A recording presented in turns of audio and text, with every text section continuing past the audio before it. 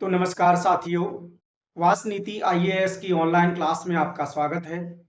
इस समय हम आपसे एमपीपीसीएस 2024 के नए पाठ्यक्रम के अनुसार यूनिट 5 पर चर्चा कर रहे हैं, जो भारत की संवैधानिक व्यवस्था और मध्य प्रदेश की संवैधानिक व्यवस्था से संबंधित है। इस यूनिट में हम आपसे राष्ट्रपति के संदर्भ में चर्चा कर रहे हैं। आज हम आपसे राष्ट्रपति को शपथ कैसे दिलवाई जाती है, ओथ कैसे दिलवाई जाती है, इसके संदर्भ में आपसे हम चर्चा करेंगे। तो राष्ट्रपति को शपथ, राष्ट्रपति को शपथ, ओथ ऑफ प्रेसिडेंट, सही है, ओथ ऑफ प्रेसिडेंट।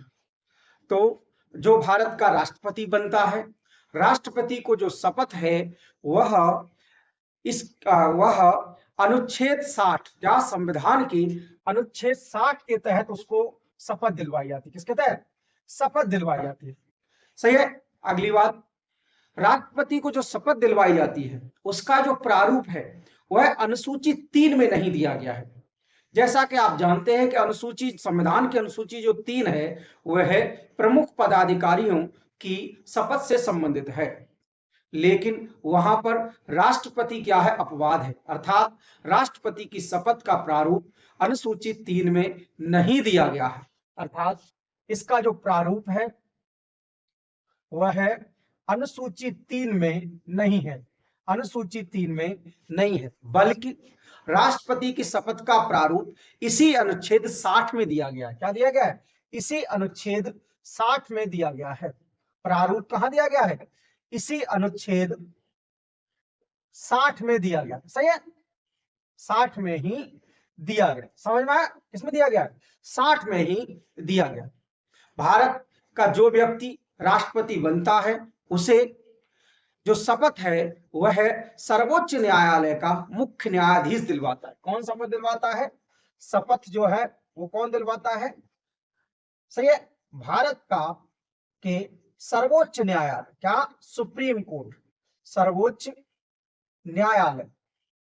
सही है, सर्वोच्च न्यायालय, इसे हम उच्चतम न्यायालय भी कहते हैं, उच्चतम न्यायालय भी कहते हैं। सुप्रीम कोर्ट क्या है? Supreme court.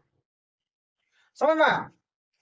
तो सुप्रीम कोर्ट का जो है मुख्य न्यायाधीश, क्या? मुख्य न्यायाधीश। सही है, चीफ जस्टिस ऑफ इंडिया, क्या? तो चीफ जस्टिस ऑफ इंडिया। आपको पता लगाना है कि वर्तमान में भारत का मुख्य न्यायाधीश कौन है, सर्वोच्च न्यायालय का चीफ जस्टिस ऑफ इंडिया कौन है, नीचे कमेंट करके हमें आप बताएं। सही है, मान लीजिए कि जो मुख्य न्यायाधीश है वह किसी कारणवश अनुपस्थित है। क्या है? यह है किसी कारणवश क्या है? अनुपस्थित है। सही है, एब्सेंट है, अनुपस्थित है। तब क्या होगा? तब सर्वोच्च न्यायालय का जो सबसे सीनियर जज होगा, क्या होगा? सर्वोच्च न्यायालय का वरिष्ठतम न्यायाधीश, सर्वोच्च न्यायालय का वरिष्ठतम न्यायाधीश, वरिष्ठतम न्यायाधीश क्या दिलवाएगा? शपथ दिलवाएगा। क्या दिलवाएगा? शपथ दिलवाएगा। अर्थात जो सीनियर मोस्ट जो भी व्यक्ति होगा, मोस्ट सीनियर जो भी जज होगा उस समय, वह क्या दिलवाएगा? शपथ दिलवाएगा। सही है, कब?